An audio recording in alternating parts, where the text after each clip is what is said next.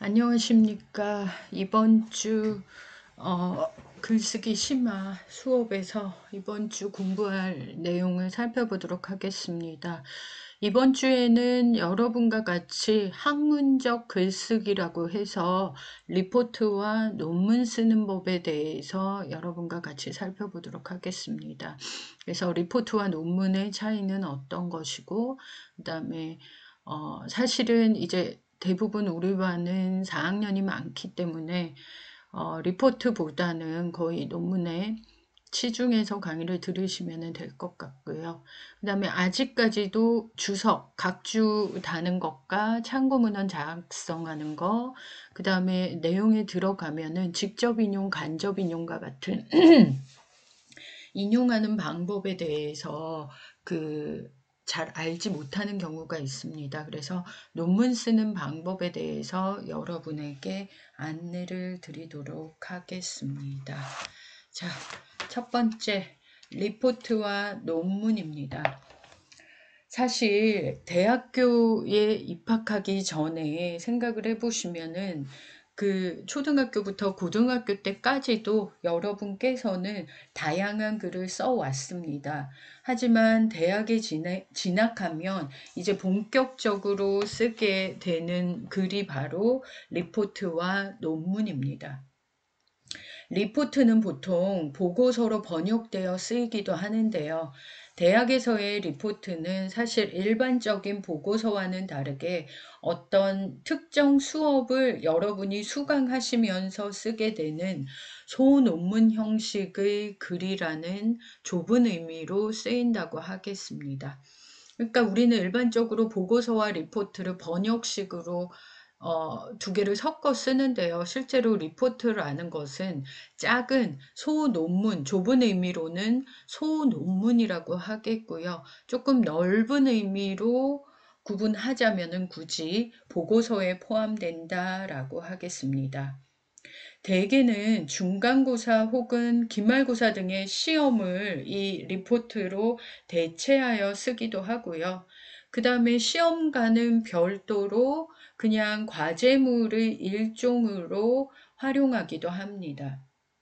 논문은 보통 교수님이나 혹은 연구원 등이 주로 쓰지만은 각 전공에 따라 조금 다르기는 하지만은 학생들이 보통 4학년 2학기 졸업을 앞두고서 졸업 논문을 비롯해서 각종 소논문을 전공에 따라서는 필수 요건으로 요청하기도 합니다.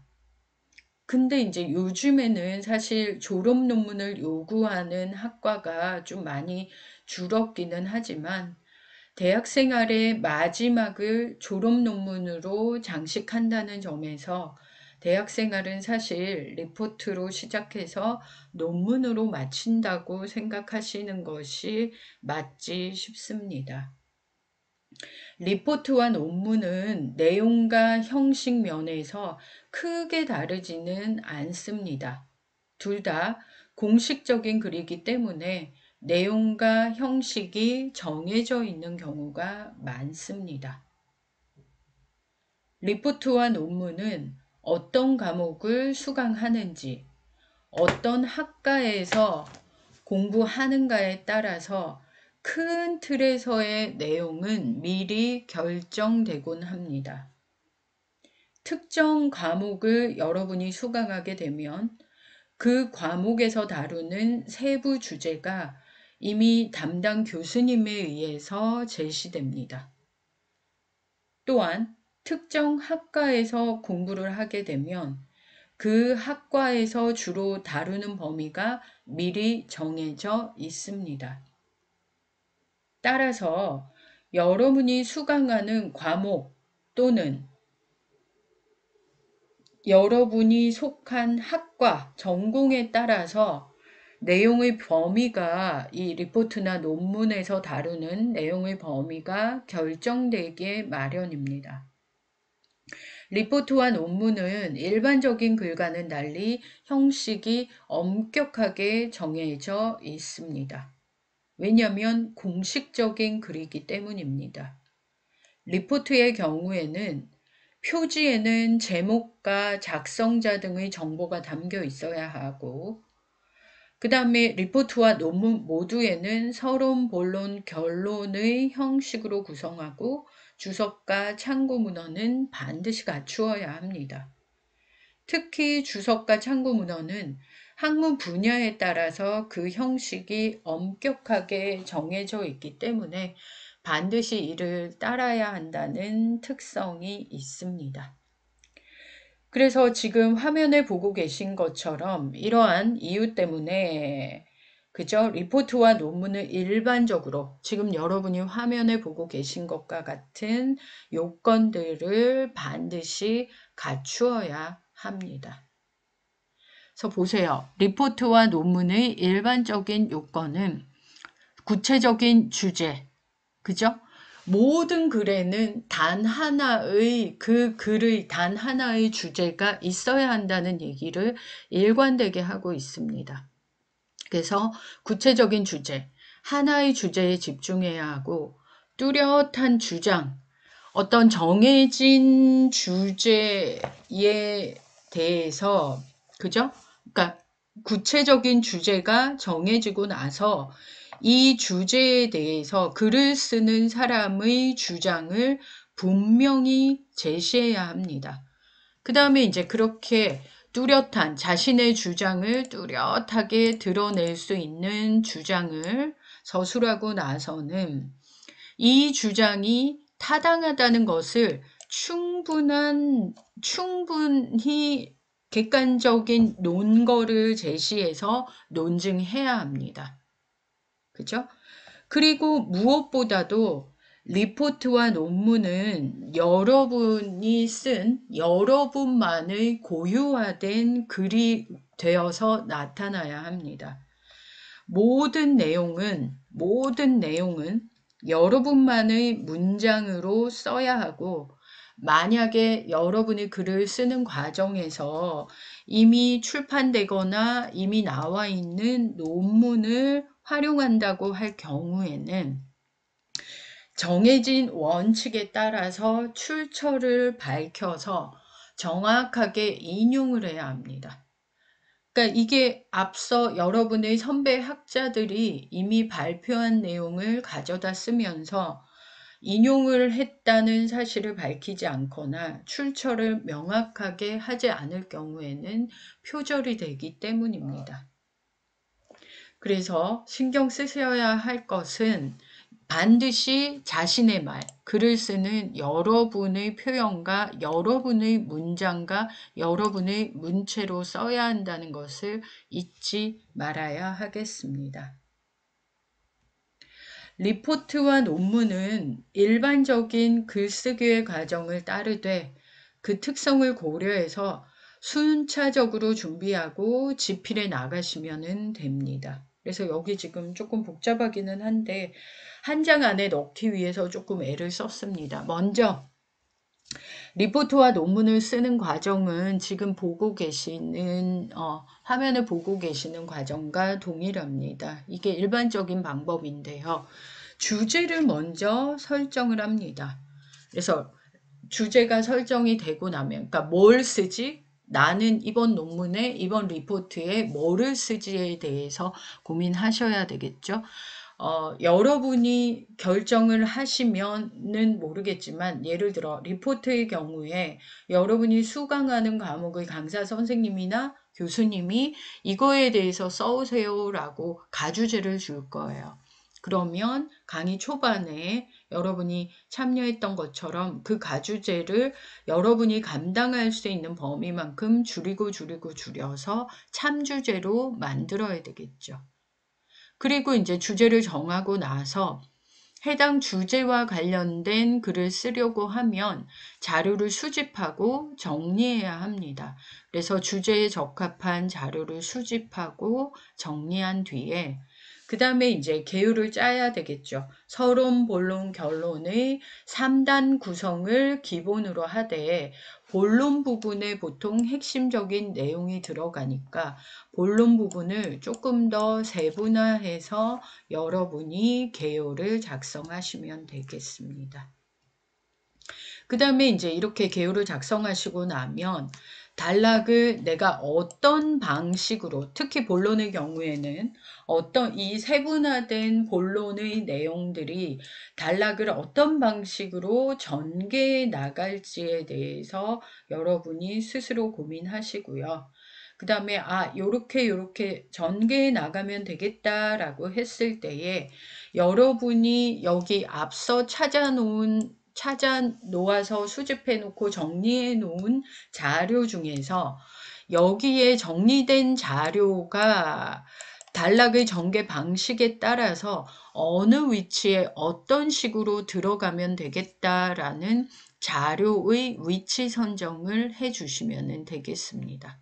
그리고 나서 이제 이 자료가 들어갔으니까 이거는 여러분의 선배들이 이미 모두 다 앞서서 논문이나 책이나 뭐 이런 것들에서 이미 밝혀 놓은 것이기 때문에 여러분께서는 이것들을 직접 인용으로 인용하시든 간접 인용으로 인용하시든지 간에 반드시 출처를 명확하게 밝히셔야 되고요. 그 다음에 본문 안에서 직접이나 간접 인용으로 활용되는 것이 아니라 각주를 달겠다라고 하시면은 주석이나 참고 문헌의 작성 방법에 따라서 여러분이 활용한 자료를 쭉 다 정리해 놓으셔야 한다는 겁니다. 그리고 나서 이제 이 자료를 활용해서 글을 쓰시면 돼요. 이 전개 안에 글쓰기가 포함이 됩니다. 그래서 글을 쓰시면 됩니다. 그 다음에 이 글쓰기는 보통 초고인 경우가 많습니다. 초고를 작성하고 나가지고는 바로 글을 그대로 제출하는 경우는 거의 없습니다. 그렇죠? 그래서 자료의 출처를 명확히 밝히면서 초고를 정리해 두시고 그 다음 단계에 가서 여기는 퇴고라고 해서 초고를 수정합니다. 그래서 전체 글의 요지가 잘 드러났는지 장, 절 수준으로 가다듬어 봅니다. 퇴고를 할 때에는 큰 덩어리부터 먼저 수정해 나가면서 작은 덩어리로 수정을 합니다. 되셨죠? 그래서 장이나 절 여러분 알고 계시죠? 우리 개요 작성할 때 했었잖아요. 아라비아 이거 그 다음에 1번 그 다음에 호가로 1번 다시 1번 그 밑에 1번 이렇게 층위를 나누어서 이렇게 설명이 된다는 것을 여러분께서 앞서 개요 작성하기 할 때에 이미 공부를 하셨어요. 그래서 초구를 수정하실 때에 여러분께서는 이 층위 자체 가장 큰 것부터 장부터 절 수준으로 큰 데에서 작은 데를 쭉 작은 곳으로 쭉 다듬어 나가시면 되고요.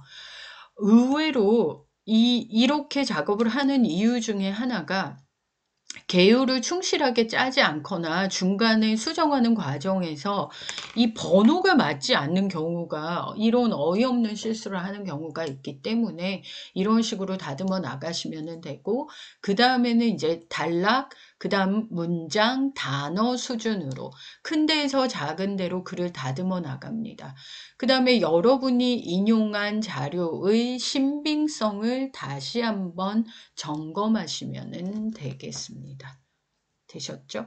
그리고 이제 마지막 단계에서는 리포트 첨삭 결과에 따라 수정하고 리포트는 그죠? 첨삭 결과에 따라 수정하고 논문의 심사 결과에 따라서 수정을 하면 되는데요. 요거는 이제 상호작용이고 요 마지막에 중간에 여러분께서 리포트나 논문을 제출하시기 전에 여러분만의 최종 점검으로 일단 보고서의 체계, 리포트의 체계나 즉, 예를 들어, 리포트는 표지나 목차 이런 것들이 붙지 않습니까? 그게 적절한지 확인하셔야지 되고, 제목, 페이지, 표, 주석, 이런 것들이 맞는지 다시 한번 확인을 하셔야 됩니다. 그 다음에 여러분이 주요 참고 문헌의 배열이 맞는지, 가나다 순인지 연도 순인지 이렇게 배열이 맞는지 확인하시고요. 최종적으로 수정한 내용을 반영하였는지 마지막 끝까지 확인을 하셔야 됩니다.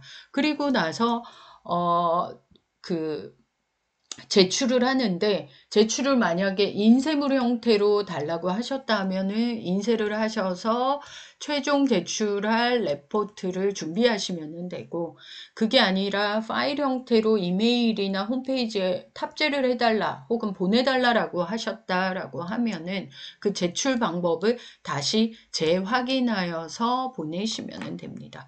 그렇게 보내고 나면 이제 교수님께서 첨삭을 하시고 그 첨삭 결과를 여러분에게 돌려주는 경우에는 다시 수정을 해서 다시 교수님에게 보내시면 되고, 논문 심사의 결과의 경우에는 교수님이 첨삭을 해주신다 그러면 심사 결과에 따라서 수정을 하시면 되겠습니다. 이렇게 정리가 될 거고요. 그 다음에 제가 이제 이렇게 내용만 보고 여러분이 연습을 한번 해보셨으면 하는 생각에서 첨부 파일에다가 문제를 하나 작성해 놨어요. 지금 화면에 보시는 것처럼 왼쪽은 대학의 리포트의 개요이고요. 오른쪽은 고등학교에서 학생이 보고서로 제출한 경우의 그 보고서의 형식입니다. 그래서 여러분이 개인적으로 왼쪽과 오른쪽의 주제의 전문성, 그러니까 요게 다 정리가 됐다라고 했을 때에 여러분이 주제의 전문성, 구성이 잘 되어 있는지, 구성이 체계적으로 잘 되어 있는지, 형식에 맞게 하고 있는지에 대해서 여러분만의 여러분이 결정하시면 돼요. 예를 들어 주제의 전문성은 나는 대학의 리포트가 그런 것 같다. 그러면은 뭐 대학의 리포트 이렇게 쓰시면 돼요. 그러면 대학의 리포트 중에서 어떤 내용이 그러한지 정도를 쓰시면 되고, 구성의 엄밀성, 나는 고등학교의 보고서가 더 구성의 엄밀성 면에서 좋은 것 같다라고 하고 왜 그런지 간략하게 이유를 제시하시면 되겠습니다. 자, 되셨나요? 그래서 이거는 과제물로 보내주시면 될 것 같고요. 그 다음에 이제 여러분께서 하신 것 중에서 그 리포트와 논문을 앞에서 자료의 초고를 작성하기 전에 자료를 수집하고 그 자료를 활용하고 정리하는 부분에 대해서 이야기를 했습니다. 그래서 리포트와 논문의 자료에 대해서 살펴보겠는데요. 리포트와 논문이 여러분 글을 쓰는 자신의 새로운 주장을 펼치기 위한 것은 맞아요. 근데 새로운 주장을 펼치기 위해서는 여러분이 선정한 어떤 주제와 관련된 다양한 자료를 섭렵하고 찾고 그리고 정리를 해야 합니다. 리포트와 논문이 기존의 학문적 성과 위에 자신의 새로운 성과를 보태는 것이기 때문에 여러분이 쓰고자 하는 주제로 발표된 글이 없다는 것도 확인해야 합니다. 그러니까 이미 여러분이 쓰고자 하는 주제로 발표된 글이 있으면은 굳이 쓸 필요가 없는 거예요. 그거는 리포트로서나 논문으로서의 가치가 없어지기 때문에 실제로 여러분의 머릿속에 떠오르는 아이디어가 이미 다른 사람이 그러한 아이디어로 그러한 글의 전개 순서로 논문이 쓰여져 있다라고 하시면은 발표하는 데 의미가 없다는 것입니다. 그래서 이미 여러분이 쓰고자 하는 식의 글이 발표된 적이 없다는 것을 확인해야 하고, 이전에 발표된 글이 있다라고 한다면은 그 논문이 여러분이 생각하고 있는 것과 다르게 오류가 있다는 것을 확인을 해야 합니다. 그래서 앞선 글에 오류가 있다는 것을 확인을 하면서 여러분은 그 오류를 바로잡는 식으로 리포트나 논문을 작성하실 수가 있습니다.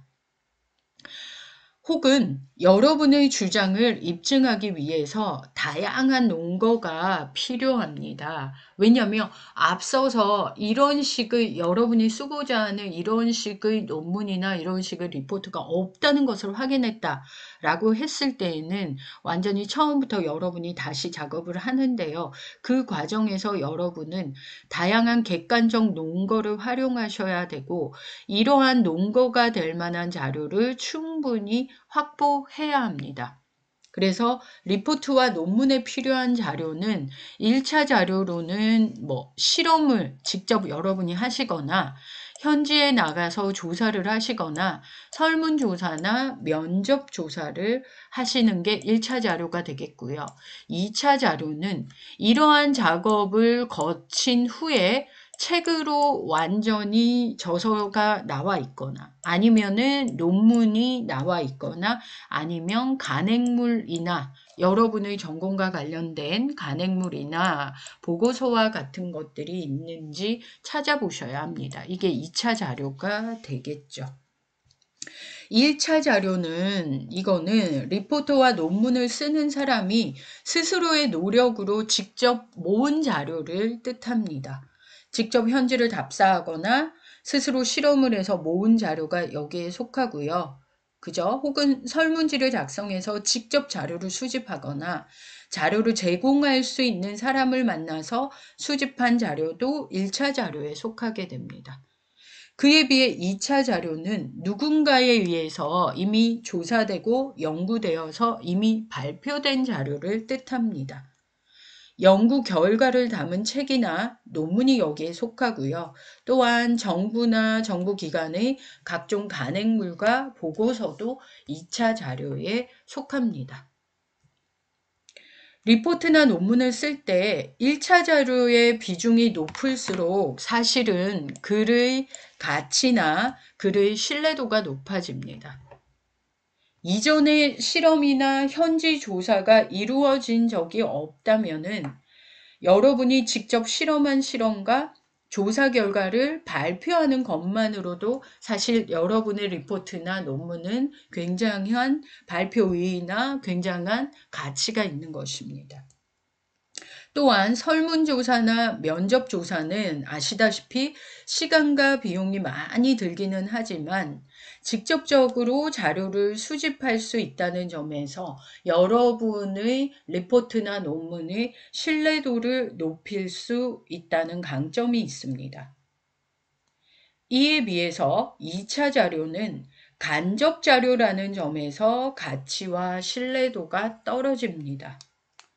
이미 공개된 자료를 통해서 새로운 사실을 밝혀낼 수도 있지만은 대개는 기존 발표된 논문이나 리포트에서 논의하고 있는 기존의 논의를 그냥 재확인하는 차원에서 그칠 가능성이 높습니다.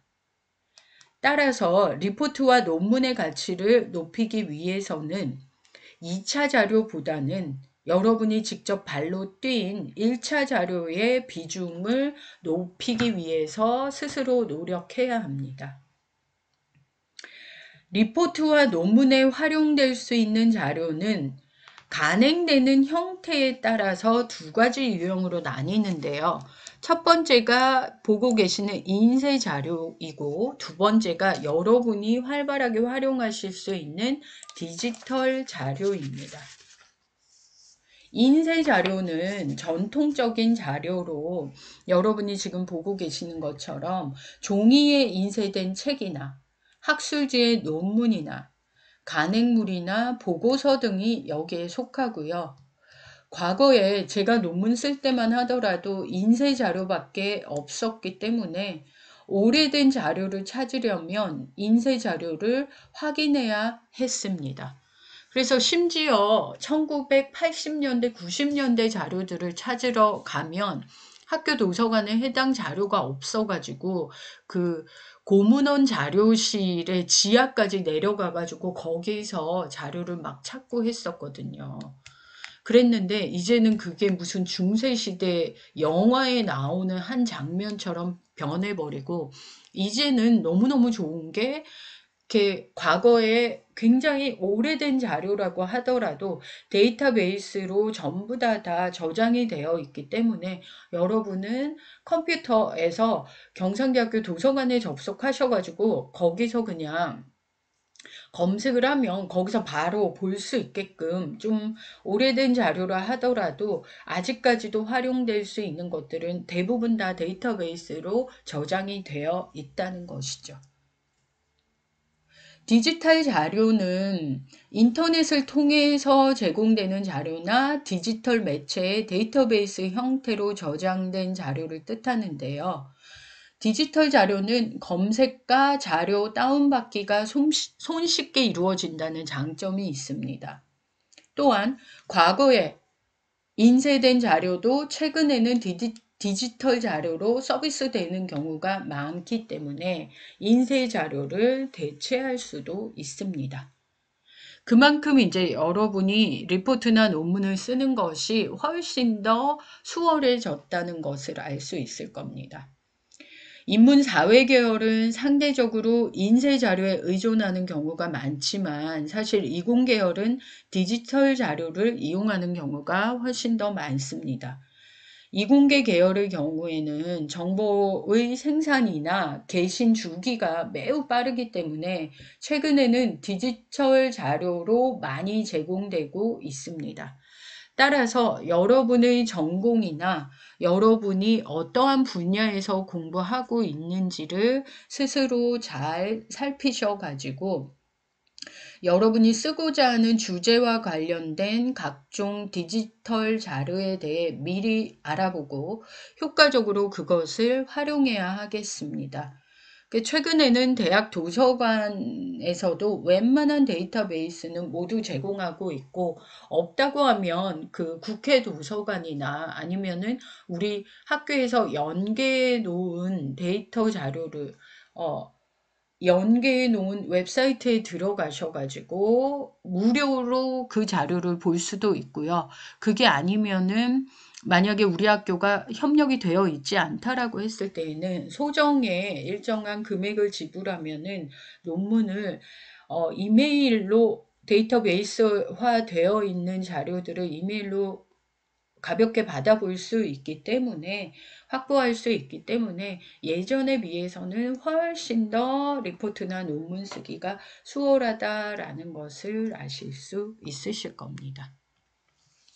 자, 제가 여러분에게 그 다음에서 제시되는 주제, 코로나19라는 주제로 1차 자료, 인쇄되는 1차 자료는 어떤 것이 있고 2차 자료 중에서도 인쇄 자료와 디지털 자료로 구분해서 여러분이 어떠한 것이 있는지 가장 많이 찾으셔가지고 그 찾은 해당 내용의 타이틀만 적으셔가지고 과제 제출로 제출해 주시기를 바라겠습니다. 되셨죠? 한번 해보세요. 그냥 연습 삼아 1차 자료는 이러한 것들을 할 수 있겠구나. 2차 자료는 인쇄 자료와 디지털 자료로 구분해서 그죠? 당장 지금 머릿속에 떠오르는 것만 하더라도 질병관리본부나 경상남도 도청이나 진주시청이나 이런 데에 가서 정보 공개가 되어 있거든요. 그런 것들에 대해서 여러분이 어떤 식으로 자료를 활용할 수 있겠다라는 것. 그래서 해당 홈페이지 주소라든지 혹은 질병관리본부에서 이러이러한 내용의 자료들을 활용할 수 있겠다 하는 것들을 가지고 오셔서 정리를 한번 해서 저한테 과제 제출로 주시면 되겠습니다. 자, 그 다음에 리포트와 논문의 구성에 대해서 살펴보도록 하겠습니다. 리포트와 논문은 이전에 알려진 사실이나 연구와는 다른 독창적인 내용이 포함되어 있어야 합니다. 그러나 내용은 그렇게 독창적이면 좋겠지만 형식은 각 분야마다 전형적인 정해진 형식이 있기 때문에 반드시 이러한 형식을 따라야 합니다. 리포트와 논문의 본문은 큰 틀과 같으며 본론이 세분화되어 여러 부분으로 구성될 수 있다는 것도 같습니다. 그러나 본문을 제외한 어떤 겉모습, 외적인 체제는 조금 차이가 있는데요. 왼쪽에 보시는 게 리포트고 오른쪽에 보시는 게 논문입니다. 이렇게 나누어서 그래서 리포트의 경우에는 제목과 이름, 학번, 제출일 혹은 더 필요하다면은 과목명, 그 다음에 담당 교수명까지도 적어주시면 되고 그 다음에 고단 페이지의 제목과 서론으로 내용이 시작이 되고요. 혹은 여유가 되신다면 여기에 이 리포트의 목차도 적어주시면 너무 감사하겠습니다. 그리고 마지막에 참고문으로 들어가고요. 논문의 경우에는 논문의 표지가 있기는 있습니다만은 제목과 여기 지금 빠졌죠. 목차와 저자 정도 굳이 하자면 요 앞에 한 장 더 붙자면은 그 정도이고 그 다음에는 이제 제목과 서론으로 바로 들어가고 참고 문헌이 나옵니다. 리포트는 담당 교수에게 제출되어서 평가를 받아야 하므로 앞부분에 표지가 이렇게 필요합니다. 표지에는 제목과 작성자의 정보가 기본적으로 필요하고 과목명, 학기 등도 쓰면 좋습니다. 논문은 별도의 표지가 없이 바로 제목으로 시작되는데 리포트와 달리 제목 바로 아래에 abstract 하는 초록이 놓입니다. 이 초록은 논문 전체의 핵심 내용을 요약한 것으로서 다른 연구자들이 논문의 내용을 손쉽게 파악하거나 검색할 수 있도록 하기 위한 것입니다. 초록의 작성 방법을 비롯한 논문의 세부적인 구성과 집필 방법은 사실 각 전공에 따라서 각 학문 분야에 따라서 각각의 특성이 있습니다. 그래서 여러분이 만약에 학회지와 같은 간행지에다가 논문을 보낸다 하면은 학회지마다의 별도의 규정을 따라야 하고요. 여러분이 졸업 논문으로 뭔가를 제출한다라고 하실 때 이 논문의 집필 방법이나 형식은 여러분의 전공 학문에서 별도로 규정한 그러한 규정을 따라야 합니다. 따라서 논문이라는 것 자체가 일단 쓰는 것은 이런 식으로 간략하게 쓴다고 하더라도 마지막에 투고 규정이나 아니면은 제출을 할 때의 규정과 같은 것들은 여러분 학과의 전공 내에서 규정한 별도의 규정을 따르셔야 합니다. 그 다음에 이제 서론 이하의 본문 부분은 리포트나 논문이 기본적으로는 같습니다. 핵심 내용, 여러분이 주장하고자 하는 여러분의 아이디어, 독창적인 내용과 같은 것들을 여러분이 이야기하셔야 하는데요. 리포트나 논문이 속한 일반적인 실용문은 서론, 본론, 결론의 3단 구성을 취하고요. 글의 길이가 조금 길어질 경우에는 적절한 소제목을 붙여서 장, 절, 아까 그 개요를 작성하실 때, 그죠? 로마자 숫자 1, 아라비아 1, 다시 호가로 1, 그 다음에 양가로 1, 원가로 1 이런 식으로 계층을 나누어서 여러분께서 각각의 소제목을 붙이면서 내용이 길어질 때에는 정리를 하시면 되겠습니다. 리포트와 논문 역시 서론, 본론, 결론으로 구성되고 본론이 다시 몇 개의 세부 부분으로 나뉩니다. 이 중에서 서론은 논문의 구성상 매우 중요합니다. 서론에는 이 연구를 하는 연구의 목적, 연구의 배경과 이 연구가 왜 필요한지 필요성, 그 다음에 연구의 관점과 방법, 그 다음에 연구사라고 해서 이러한 주제로 기존의 학자들이 어떤 식으로 연구를 해서 논문이나 책들을 남겼는지에 대한 역사를 제시하셔야 되고요. 그 다음에 연구의 그러니까 내 논문이, 여러분이 쓰는 그 논문이 기존의 이 기존의 연구사에 어떠한 의의를 갖는지에 대해서 설명을 하셔야 되고, 그 다음에 앞으로 본론에서, 본문 부분에서 내가 어떤 식으로 연구를 진행하겠다라는 본론의 구성 등을 밝히는 것이 바로 서론입니다. 따라서 분야에 따라 내용이 조금씩 다르기는 하지만은 서론 부분에서 사실 이 논문의 전체 개요가 다 드러난다고 하겠습니다. 따라서 서론 부분을 굉장히 신경 써서 쓰셔야 할 것입니다. 결론에는 본론의 내용을 종합 정리하는 식의 내용으로 내용을 정리하시면 되겠고요. 이렇게 논문이라는 것 자체가 본론의 내용이 중요한 것은 사실입니다만은 지금 보고 계시는 것처럼 외적인 형식 또한 완벽하게 갖추어져야 하고, 늘 말하듯이 서론과 결론 또한 굉장히 중요합니다. 특히나 논문에서의 서론은 그 논문 전체의 분위기를 지배한다고 할 수 있기 때문에 굉장히 신경 쓰셔서 작성하셔야 한다는 것을 염두에 두시기를 바라겠습니다. 자, 1차 시 강의를 이렇게 마무리하도록 하겠습니다. 고생 많으셨습니다. 감사합니다.